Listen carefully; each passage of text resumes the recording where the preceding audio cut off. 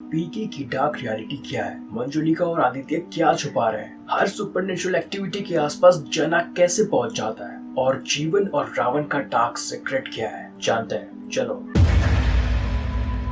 एक एलियन अर्थ पर आता है और उसको जग्गू से प्यार हो जाता है। जग्गू उसको अपना खोया हुआ रिमोट ढूंढने में हेल्प करती है और वो जग्गू और सरफराज को वापस मिलाने में हेल्प करता है। Not exactly. पीके ने सबको बेवकूफ बनाया सरफराज को छोड़कर। पीके कोई एलियन नहीं था, लेकिन एक इंसान ही था जिसको सरफराज ने भेजा था ताकि वो जग्गू को यकीन दिला सके कि सरफराज उसको सच में चाहता था और शादी के दिन वो नहीं भागा था। वो अगर खुद इंडिया आकर जग्गू को ये सब बताता तो शायद जग्गू उस पर यकीन नहीं करती, इसलिए उसने ये सब सेटअप किया। इस कहानी में बस पीके ही सेटअप नहीं था, लेकिन वो इंसान भी सेटअप था जिसने उसका रिमोट तपस्वी को बेच दिया था और उन्होंने मिलकर भाया को भी बेवकूफ बनाया था ताकि अगर बाद में जग्गू वेरीफाई करने जाए तो भाया उसको अपनी पूरी कहानी बताए और फिर जग्गू पीके की बात पर यकीन कर ले। वो ट्रेन एक्सीडेंट प्लान्ड नहीं था, लेकिन वो अंकल जो पीके और जग्गू को स्ट्रीट पर मिलते हैं वो जग्गू को कन्विंस करने के लिए प्लान था। ये पूरी कहानी हमने जग्गू की आंखों से देखी, इसलिए हमने वही देखा जो पीके ने जग्गू को बताया। सरफराज के प्लान की वजह से जग्गू भी मान गई, उसके पापा भी मान गए और तपस्वी का ढोंग भी पकड़ा गया।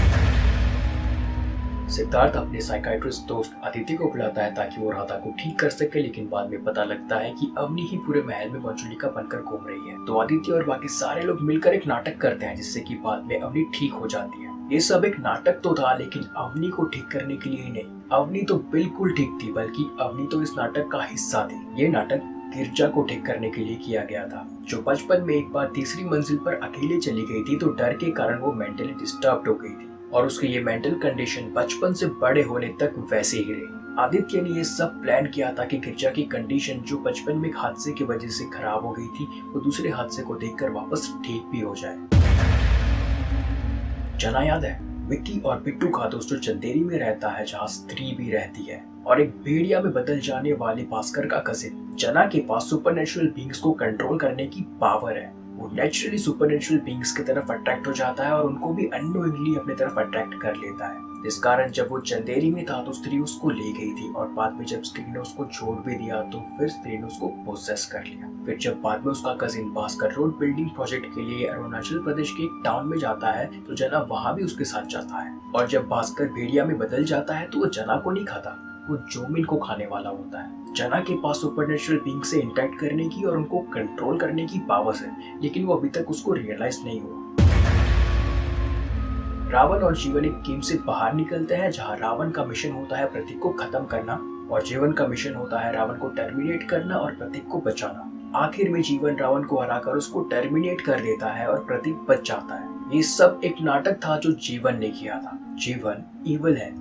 असल में रावण और जीवन एक ही है क्योंकि वो एक ही गेम से निकले हैं जिसका एआई ही इविल है। पहले गेम के एआई का प्लान था प्रतीक को खत्म करना, चाहे रावण खत्म करे या जीवन। फिर जब एआई ने रियल वर्ल्ड देखा तो उसने ह्यूमंस को ओवर पावर करने का मिशन बनाया और फिर ये सब एक नाटक किया जिससे कि जीवन प्रतीक के साथ रह सके और पूरे वर्ल्ड को ऑब्जर्व करके पूरी दुनिया के ह्यूमंस को अपने रोबोट्स की आर्मी से ओवर पावर कर सके।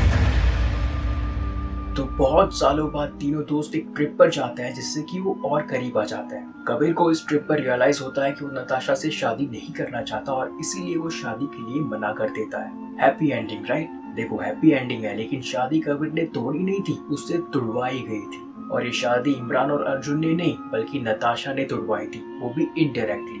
उन दोनों की एंगेजमेंट के बाद जब दोनों थोड़ा और टाइम स्पेंड करते एक दूसरे के साथ तो नताशा को रियलाइज होता है कि डेटिंग के लिए तो कबीर परफेक्ट था, लेकिन शादी के बाद वो कबीर के साथ नहीं रह पाई क्योंकि उनके आर्ग्यूमेंट्स बिना मतलब के बहुत ज्यादा हो रहे थे। तो उसने सोचा कि वो ट्रिप पर जाएगी और कबीर को वहाँ ही सब कुछ बता देगी। तो वो ट्रिप पर कबीर को सच बताने गई थी, ना कि उस पर नजर रखने। लेकिन जब उसने कबीर को लैला के साथ मस्ती करते देखा तो उसने सोचा कि अगर वो थोड़ा खराब बिहेव करे और ऐसे एक्ट करे कि शादी के बाद she will leave her job and she will always stay with Kabir and be like a leech, तो ये सब सुन के कबीर इरिटेट हो जाएगा और खुद ही शादी के लिए मना कर देगा। और यही हुआ, कबीर ने शादी के लिए मना भी कर दिया और नताशा को किसी को कन्फ्रंट भी नहीं करना पड़ा और बाद में उसने अपने लिए दूसरे पार्टनर को भी चूज कर लिया।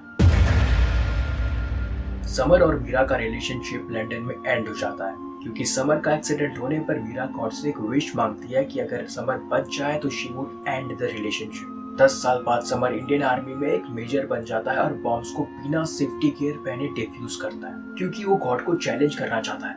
Of course because of his past. Film maker Akira को जब समर की ट्रेजिक कहानी के बारे में पता लगता है तो उस पर एक डॉक्यूमेंट्री बनाती है और समर को वापस लंदन भी बुलाती है, जहाँ समर का वापस एक एक्सीडेंट हो जाता है और उसको रेट्रोग्रेड एमनेशिया हो जाता है। मतलब वो अपने दिमाग में 10 साल पीछे चला गया है जब वो मीरा के साथ था। अकीरा के कहने पर मीरा ऐसे एक्ट करती है कि वो अभी भी समर के साथ है, लेकिन बाद में समर को सब कुछ याद आ जाता है and then they live happily ever after. ये हैप्पी एंडिंग तो है, लेकिन ये सब तुमने मीरा की आंखों से देखा है। असल में ये सब समर और अकीरा का प्लान था। जब समर वापस लंदन आया तो उसका एक्सीडेंट हुआ ही नहीं था, बल्कि अकीरा और समर ने ये सब सेटअप किया था और इसीलिए मीरा और समर वापस एक हो गए। ये सब सच भी हो सकता है और नहीं भी।